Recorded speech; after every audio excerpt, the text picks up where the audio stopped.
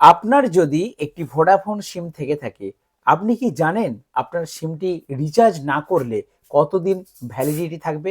আপনার যদি একটি এয়ারটেল সিম থেকে থাকে, আপনার যদি জিও সিম থেকে থাকে, আপনার যদি বিএসএনএল সিম কার্ড থেকে থাকে, তাহলে আপনি কি জানেন আপনার সিমটায় রিচার্জ যদি না করেন তাহলে আপনার সিমটা কতদিন চালু থাকবে? এবং নির্দিষ্ট কিছুদিন পরে আপনার কিন্তু সিম কার্ডটা বন্ধ হতে পারে। বন্ধ মানে আপনার নাম্বারটাই পুরো ডিলিট হয়ে যাবে, আপনি আর ওই নাম্বার কখনোই ফিরে পাবেন না।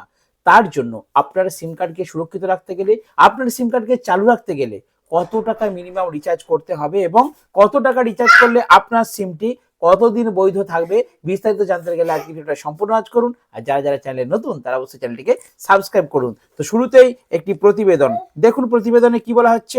এখানে বলা হচ্ছে, তো দেখুন ত্রায়ের নতুন নিয়মে কি বলা হচ্ছে। ত্রাই নিউ রিচার্জ প্ল্যান রুলস 2025। ভারতের টেলিকম রেগুলেটরি অথরিটি ত্রাই একটি যুগান্তকারী পদক্ষেপ নিয়েছে, যা দেশের টেলিকম গ্রাহকদের জন্য সুখবর বয়ে এনেছে। নতুন নিয়মের আওতায় এখন থেকে গ্রাহকদের সিম চালু রাখতে আর বড় রিচার্জের প্রয়োজন হবে না। মাত্র 20 টাকা প্রিপেড ব্যালেন্স রাখলেই সিমের সক্রিয়তা বজায় থাকবে। অর্থাৎ 20 টাকা ব্যালেন্স আপনাকে সব সময়ের জন্য সিম কার্ডের মধ্যে রাখতে হবে।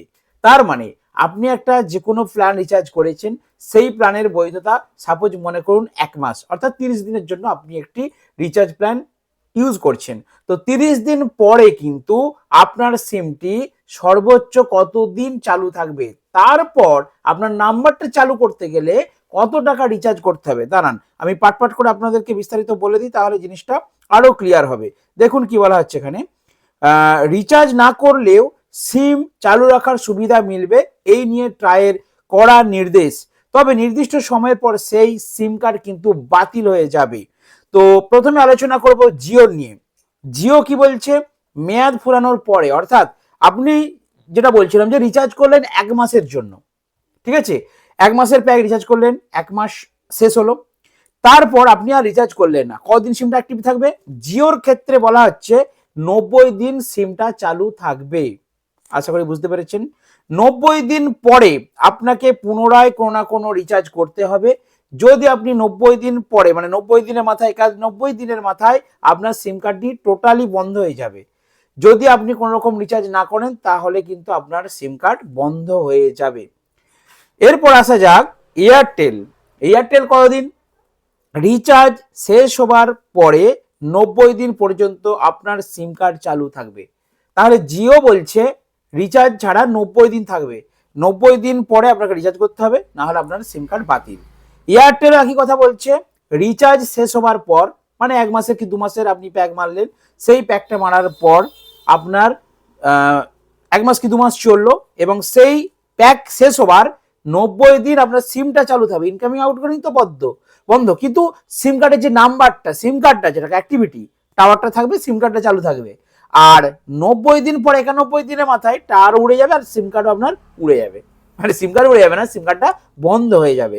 চলুন এয়ারটেল জানতে পারলাম, এবারে জিও জানতে পারলাম। আরেকটা এয়ারটেলের খবর বলছে যে আরো 15 দিন সময় দেওয়া হবে, মানে 90 দিন পর বন্ধ হবে, টাওয়ার উড়বে না, 15 দিন এক্সট্রা পাবেন আপনি। সেই 15 দিনের মধ্যেও যদি আপনি 20 টাকা ব্যালেন্স না রাখেন তাহলে আপনার সিম কার্ড চিরতরে ল্যাপস হয়ে যাবে।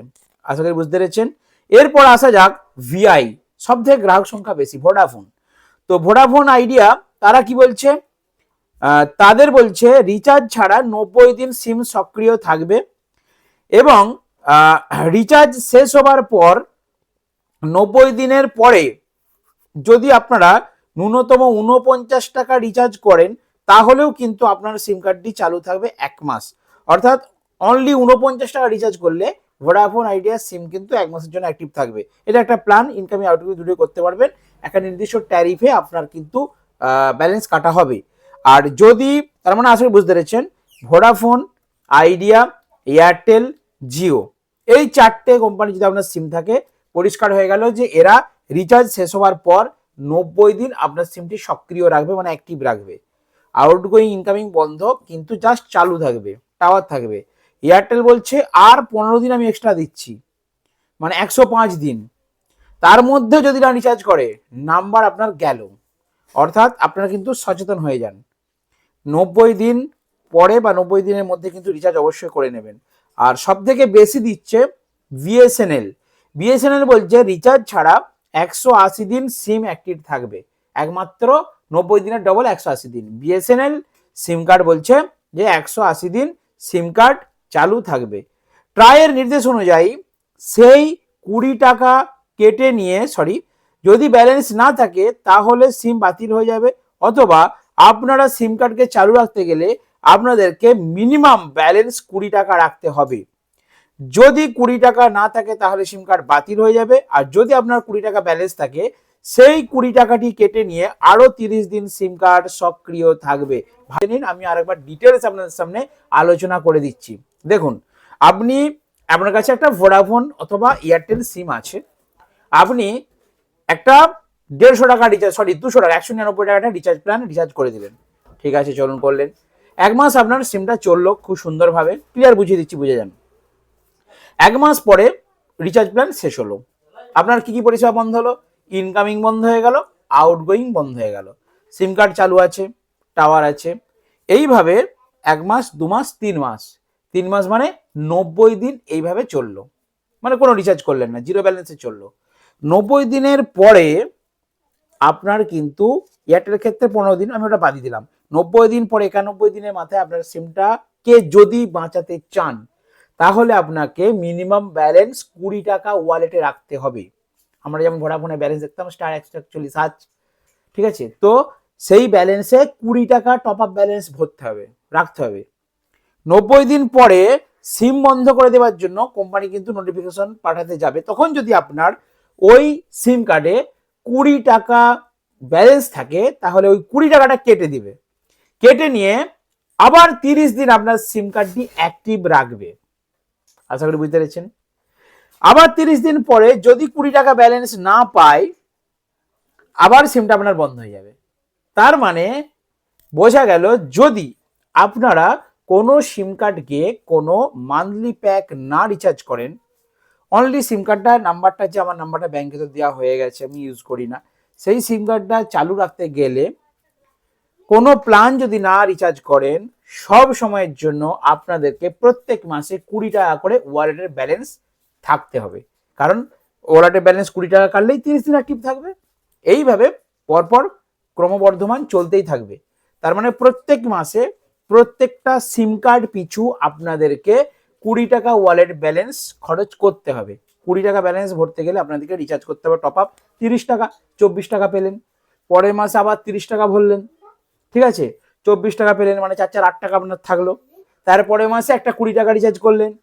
সবসময় ব্যালেন্সটা দেখে নেবেন যেমন 20 টাকার বেশি থাকে, সঙ্গে সঙ্গে একটা টপ আপ রিচার্জ করে রেখে দেবেন, কারণ ওই 20 টাকা 1 মাস অ্যাক্টিভ থাকবে। শুধু এটা অ্যাক্টিভের জন্য, শুধু অ্যাক্টিভের জন্য, নট ইনকামিং, নট আউটগোয়িং। কোনো কলই কিন্তু হবে না এই ব্যালেন্সে, অনলি ইনকামিং, আউটগোয়িং কিছুই হবে না। শুধু সিম কার্ডটাকে চালু রাখার জন্য, অ্যাক্টিভ রাখার জন্য আপনাদেরকে ওয়ালেটে 20 টাকা ফেলে রাখতে হবে। আশা করি বন্ধুরা বুঝতে পেরেছেন। তো চলুন, রিচার্জ নিয়ে ছোট্ট একটা আপডেট, ট্রায়ের নির্দেশ আপনাদেরকে শেয়ার করলাম। 23শে জানুয়ারি থেকে এই নির্দেশ কিন্তু জারি হয়ে গেছে। নেক্সট আপডেট পেলে 10 টাকা রিচার্জে যে 365 একটা ভিডিও দিয়েছিলাম, সেটা আমার মনে হয় সম্পূর্ণ ভুল ছিল। এখন 20 তো পার মান্থ দেখছি খরচ, জানি না এরপরে আরো কি নির্দেশ আসতে চলেছে। যদি কিছু আপডেট পাই অবশ্যই আপনাদেরকে ভিডিও বানিয়ে শেয়ার করবো। তো তার জন্য অবশ্যই আমার ছোট্ট চ্যানেলটিকে একটু সাবস্ক্রাইব করে রাখুন। দেখাবেন নেক্সট ভিডিওতে। আপনারা ভালো থাকবেন, সুস্থ থাকবেন।